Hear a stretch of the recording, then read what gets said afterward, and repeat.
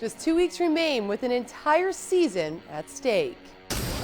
Welcome to the latest edition of PGA Tour Today.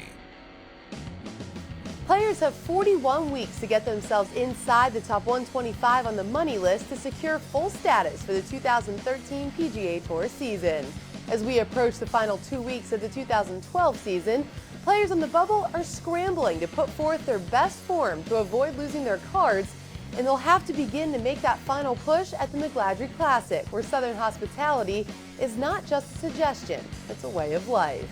The McGladrey Classic, held in Sea Island, Georgia, is known for its intimate feel, and what makes it even more special is it's a home game for players like Davis Love III, who will play host this week, along with Zach Johnson, Stuart Sink, Chris DeMarco, Chris Kirk, and Boo Weekley.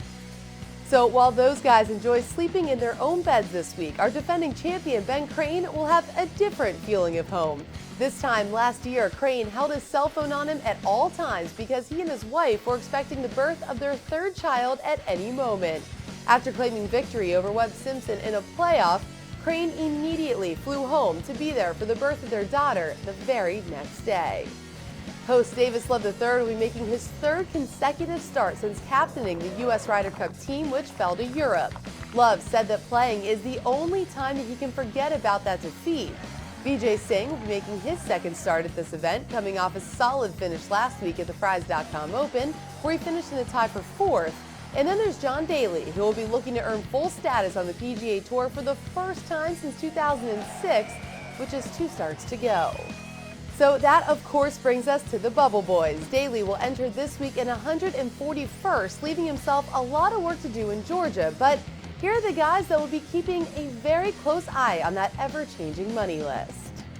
Boo Weekley sits in 121st, followed by Davis Mathis, Trevor Immelman, who is exempt already from 2013 thanks to his 2008 Masters win, Rod Pampling, and Billy Mayfair. Just on the outside looking in are Kevin Chappell, Gary Christian, Alexander Roca, Gary Woodland, who is also exempt through 2013 thanks to his 2011 Transitions victory, and Ches Reavie.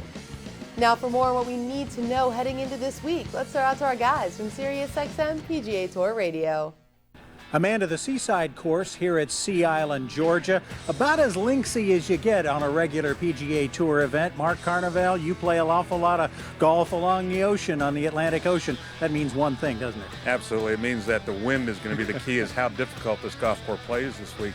I talked to a number of players on the golf course this morning, and all of them said, right now, very calm conditions, this course is gettable.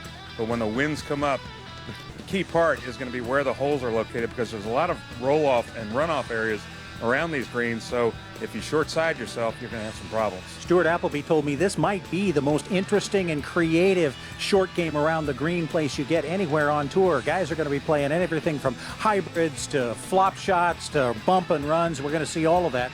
Our times on SiriusXM PGA Tour Radio, a little different than usual. We'll be on the air at 11 a.m. Eastern until 5 Eastern, each and every day, Thursday through Sunday. Amanda?